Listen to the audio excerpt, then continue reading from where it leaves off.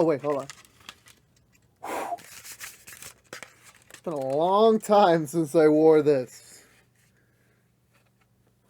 Hey everyone, Joe here from ActionX. Welcome to What's in the Tube. Or welcome back if this is your 7th Doom Patrol Season 4 episode review. Hope you're doing well. Hope you're staying safe out there in the big old world. It's been a long time. Let me break it down. We had our last episode review for this show in the beginning of January. The beginning of January. We are now in mid-October, and we're finally getting the second half of Season 4.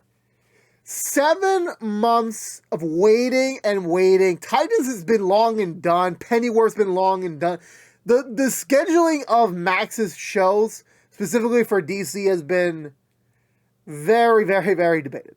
We got worries. There were some comments earlier this year that, they scrapped the second half of Season 4. They're never going to air it. They're just going to leave it off on a cliffhanger because it would be easier just not to show those episodes for some fucking reason. I don't really know. But thankfully, our Lord and Savior, James Gunn, just clarified to us, yeah, no, it's still happening. It's just Max is just working on the back end to see how we're going to air those shows because, as many of you know, DC TV has largely been canceled. Because James Gunn is trying to implement a more unified front between film, television, video games, animation to all exist within the upcoming DC universe, which will be premiering in 2025. So a lot of the shows are currently wrapping up shop just for the sake of easy convenience of is Doom Patrol part of the DCU? Is Titans now? None of them are going to be a part of it because they're canceled, and that's as simple as that. So that kind of explains a lot of reasons to why we've seen such a mass, layoff of DC content in the last couple of years because of that changeover. And honestly, as much as I'm very sad that some great shows had to have been canceled, such as Stargirl on this show specifically, in order for this new creative vision to be explored. I do understand it sucks. It really does suck. The likelihood of ever seeing these actors and actresses back as these characters is, I don't want to say impossible to say the least, but it's very less likely. I'm pretty sure if James Gunn ever decides to do a Doom Patrol thing, it will probably be with a new cast to portray these characters. Most likely speaking, just to make it much more simplistic. As much as this show has been so great in its consistency with quality, it's still one of those well, that means if you kind of implement it, it's the question of because that does mean the other things are canon that were not as received as well. It just goes into the showboating nature of is it really worth it? Not really. So it sucks to say the least. But here we are. We're finally here. The second half of Season 4. We're at the near the finish line. We have 6 more episodes to go. They dropped the first 2 of this second half out. We will be going up until November. So yeah. We're wrapping it up. Since we've been away, there's been a writer's strike and actor strike, and one has been resolved. The other one's still going to get festered on because studios are pieces of crap. But that's a whole nother conversation for another day. Brendan Fraser won an Oscar. Fucking brilliant. That's happened since we were away. And yeah, that's basically it. That's all that really happened in the world, related to Doom Patrol since we last been on the air. It's been so long.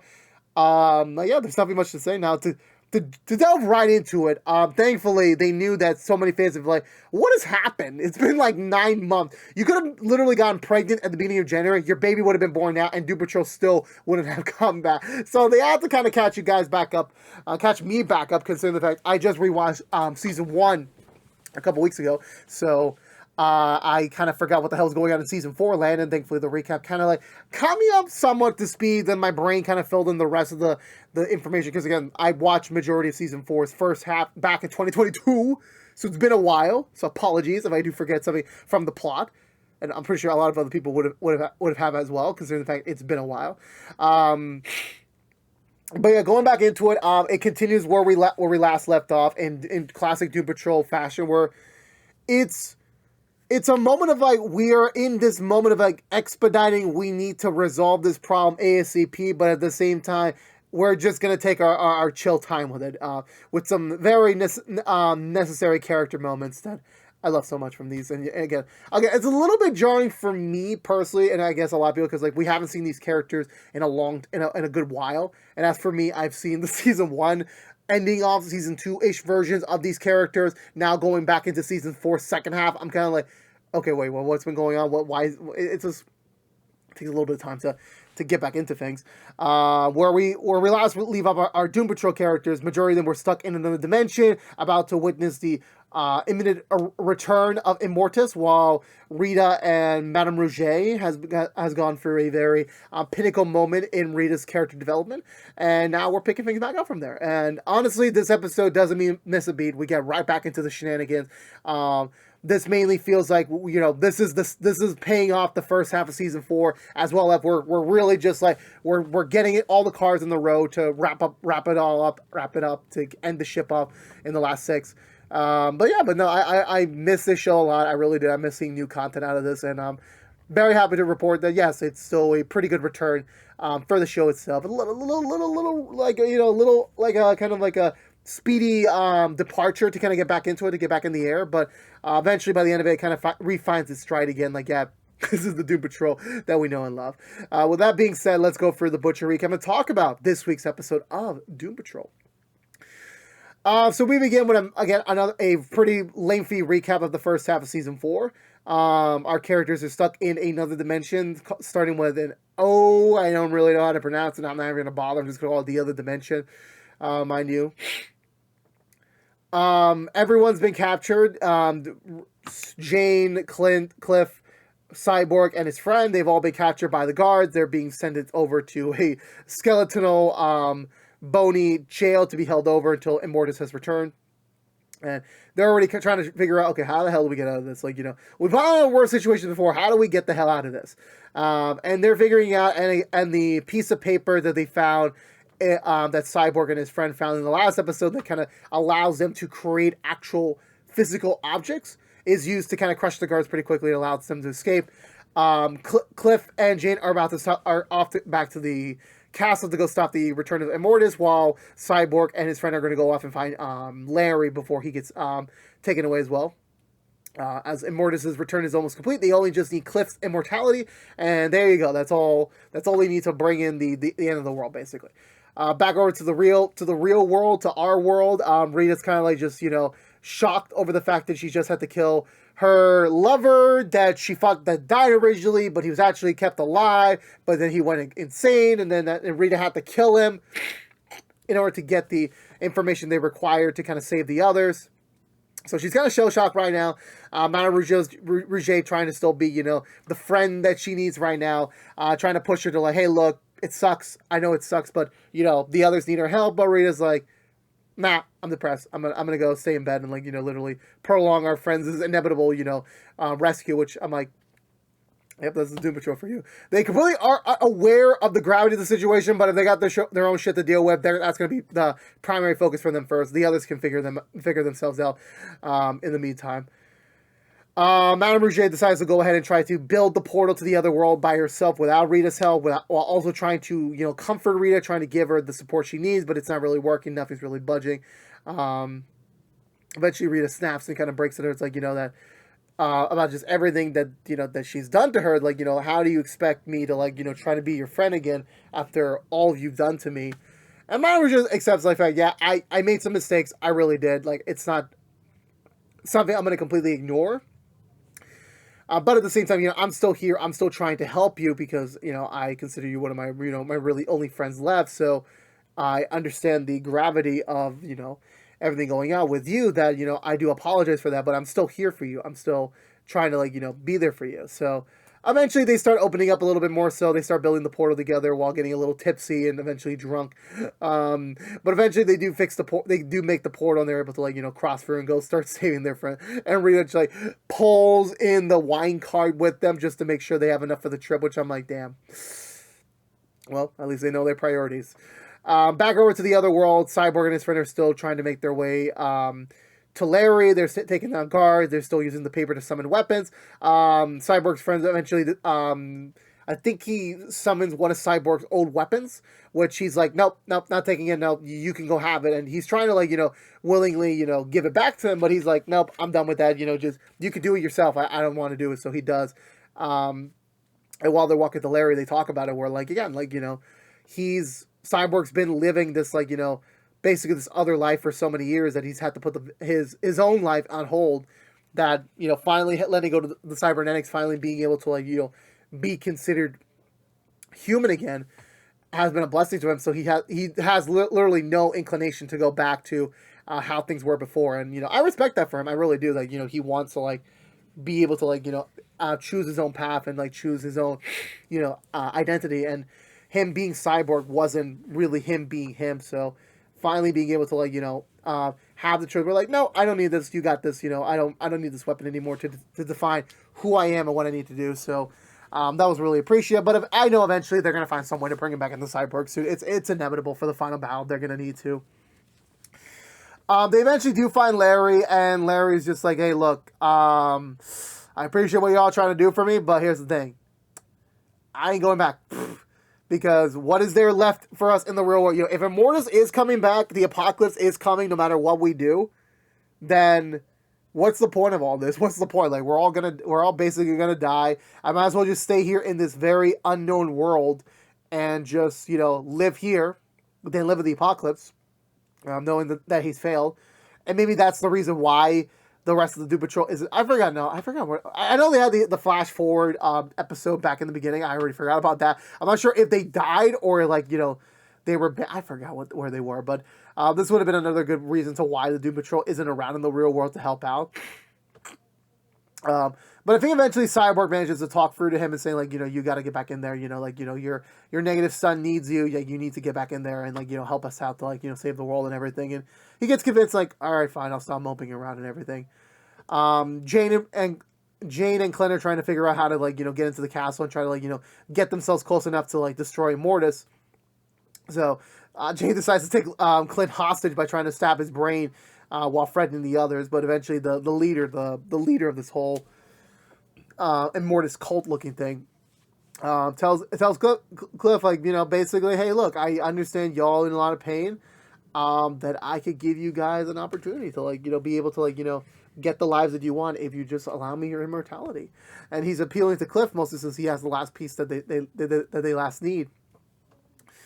And, you know, he offers him Niles' immortality necklace, which can also give him the life that he chooses and lives. So, like, because again, Niles' immortality was not part of this, you know, grand, you know, plan that's related to Immortus. It's only, you know, was just his personal, you know, weapon that I believe Kipling took from him back in season 2, I want to say. Which, again, Kipling being an asshole, like, you know, not having any care in the world for, like, his situation. Like, nope, I just want the necklace. You know, you figure out the rest pieces yourself. I want it. So, now that he has it, he's like, you know, he'll give it to Cliff. It's like, give me your immortality inside you, and I'll give you this necklace. So you can have the life that you really want. He gives him the sneak preview of his life. They're in a supermarket, of all places, where they're looking around. They find Clint's daughter, trying to look for her son, his grandson, and they're looking around together. Jane's trying to snap him out of it, saying, this isn't real, this is just a ploy to get you comfortable and whatsoever, you know, you don't have to do this. Cliff's just being very ignorant, trying to be, like, you know, just hopeful, like, this is finally the future he can accept. And he does so. He finds an older Rory sitting on a freaking cashier's line, and he's just so happy because, like, you know, he's like, I finally have someone to call family, someone to, like, you know, see with my eyes, with my, you know, with my time that, you know, accepts me as a granddad. And, you know, he wants that. He takes off his little mitten to try and, like, actually touch Rory finally, but he kind of gets snapped back to reality. He's like, and the pastor is like, you can have all of that. That could be your life. All you need to do is just give us your immortality. And Cliff's like, all right, I'll do it. Like, I want my family. I want to be with Rory right now. And Jane's just trying to plead to him, like, no, do not do this. This is not what you should be doing. You're gonna risk the whole world. The world's gonna die if you do this. Like, I know you want to think about Rory, but think about me. Think about the team. Think about the world. And Cliff just doesn't listen to her. He's just like, yeah, no, this is my chance to be with my grandson. Like, I'm gonna take it. So he gives us his immortality. They finish the ritual. It gets briefly interrupted when Dorothy and her the superhero from her episode shows up.